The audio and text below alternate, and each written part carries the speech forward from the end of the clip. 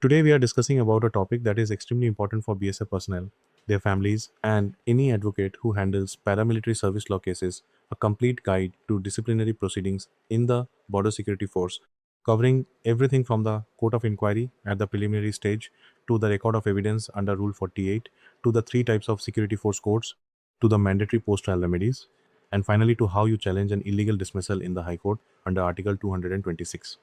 Hello friends, I am Advocate Sudhi Patra, practicing in the Supreme Court of India and the Calcutta High Court. The Border Security Force, established as a central armed police force of India, is governed primarily by the Border Security Force Act and the Border Security Force rules.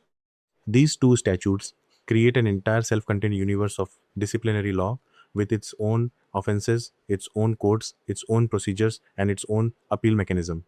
But as we will see today, this self-contained system is not beyond the reach of the Constitution, and the high courts across India have consistently enforced the principles of natural justice against arbitrary dismissals and procedurally flawed trials within the BSF. Let us begin at the very beginning, the preliminary inquiry stage. When a BSF personnel is accused of any misconduct, the first mechanism triggered is usually a court of inquiry called the COI, conducted under Rule 173 of the BSF rules. The Jammu and Kashmir and Ladakh High Court has authoritatively held that a COI is purely a fact-finding exercise, not a formal disciplinary proceeding. It exists to collect evidence and information that helps the superior authorities decide whether to initiate formal disciplinary action. The COI is not a trial. There is no conviction, no acquittal, no formal charge at this stage. However, this does not mean the COI is risk-free for the personnel. Any statement you make at the COI stage can be used against you in the subsequent formal proceedings. Therefore, the golden rule at the COI stage is to be careful and truthful, but also to be aware that the COI can be used to build the case against you. If the COI report recommends formal disciplinary action, the case moves to the next stage, the formal hearing of charges under Rule 45. At the Rule 45 hearing, the commandant formally reads the charge and the witness statements to the accused. The accused has the right to cross-examine witnesses at this stage.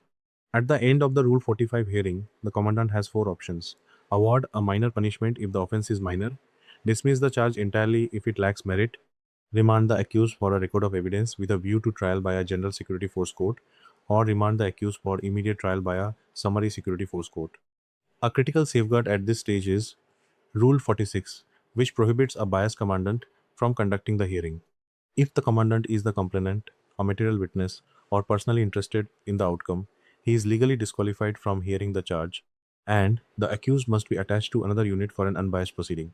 Any conviction flowing from a Rule 46 violating proceeding is void and can be challenged in the High Court. The most legally significant stage in the entire BSF disciplinary process is the record of evidence under Rule 48. The ROE, as it is commonly called, is the formal pre-trial evidentiary stage where the prosecution's witnesses are examined, their statements are recorded, and the accused is given the opportunity to cross-examine each of them. Rule 48 contains two provisions that the courts have described as mandatory safeguards. The first is Rule 48 subsection 2, which requires that all witnesses be examined in the presence of the accused. If a witness is examined in the absence of the accused without a valid reason and without the accused's consent, that part of the ROE is procedurally tainted. The second is Rule 48 subsection 3, the mandatory caution. After all the prosecution witnesses have been examined and cross-examined, the recording officer must give the following caution to the accused in these exact words. You may make a statement if you wish to do so. You are not bound to make one, and whatever you state shall be taken down in writing and may be used in evidence. This caution is a protection against self-incrimination. The failure to administer this caution or the failure to record it accurately in the proceedings is a frequent and potent ground for challenging BSF dismissals in the High Court. Additionally, Rule 63 requires that the accused must be provided with a copy of the charge sheet and the record of evidence at least 24 hours before the trial begins. This is not a formality, it is a mandatory requirement, and several high courts, including the Delhi High Court, have quashed SSFC convictions where the ROE was provided only hours before the trial, denying the accused a meaningful opportunity to prepare their defense. Once the ROE is complete, the case proceeds to trial before one of the three types of security force courts. The General Security Force Court, or GSFC, is the most senior. It consists of at least 5 officers, includes a law officer, and can try any person for any offense, including those carrying the death penalty. The Petty Security Force Court, or PSFC, can try enrolled persons for serious offenses carrying imprisonment up to 2 years. The Summary Security Force Court, or SSFC, is the most common. It is conducted by the commandant alone, with 2 observer officers attending, and can award imprisonment up to 1 year or dismissal.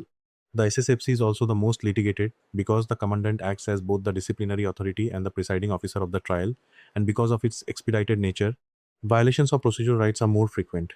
During the SSFC trial, two protections are particularly important. First, under Rule 63, the accused must have received all documents at least 24 hours before the trial. Second, under Rule 142, if the accused pleads guilty, the court must explain the nature of the charge and the consequences of the guilty plea, must satisfy itself that the plea is voluntary and informed, and must record all of this in the proceedings. The Supreme Court in Union of India versus Jogeshwar Swain 2023 quashed an SSFC dismissal because the commandant, who was also the complainant, presided over the trial. The guilty plea was not properly recorded, and the accused was not given adequate time for reflection. The Delhi High Court in Remedies versus Union of India 2024 quashed an SSFC conviction where the entire trial lasted only 50 minutes. The ROE was not provided 24 hours before trial, and the documents were pre-typed, suggesting a predetermined outcome. After the Security Force Court delivers its finding and sentence, the process does not end. Under Section 107 of the BSF Act, no finding or sentence is valid until confirmed by the competent confirming authority. The confirming authority can mitigate, remit, or commute the sentence, or can order a revision of the finding if the evidence is insufficient. Before approaching the High Court, a BSF personnel must exhaust the statutory remedies under Section 117. Section 117, subsection 1, allows a pre-confirmation petition to the confirming authority. Section 117, subsection 2, allows a post-confirmation petition to the central government or the Director General. Courts have held that the limitation period for these petitions must be interpreted liberally for personnel serving in remote border postings so that operational realities do not deny a member their right to a remedy. Only after exhausting these remedies, or in cases where the dismissal is so palpably illegal that approaching the administrative route would be futile, can the personnel file a writ petition in the High Court under Article 226. The scope of High Court judicial review in BSF matters is not appellate. The court does not re-examine the evidence to decide guilt or innocence. Instead, it examines 5 specific questions: whether the authority acted within its jurisdiction, whether natural justice was followed, whether the correct procedure was observed, whether the punishment is shockingly disproportionate to the offense, and whether the findings are based on no evidence or extraneous considerations. Friends, the BSF disciplinary system is powerful, but it is not above the law. Whether you are a constable who never received the ROE before your trial, or an officer whose commandant had a conflict of interest, or a personnel who was convicted after a 50-minute hearing, the High Court remain your constitutional guardians. Patra's Law Chambers handles BSF dismissal challenges, writ petitions before the High Court, AFT matters, and Section 117 petitions. Subscribe to our channel to get more of this kind of updates.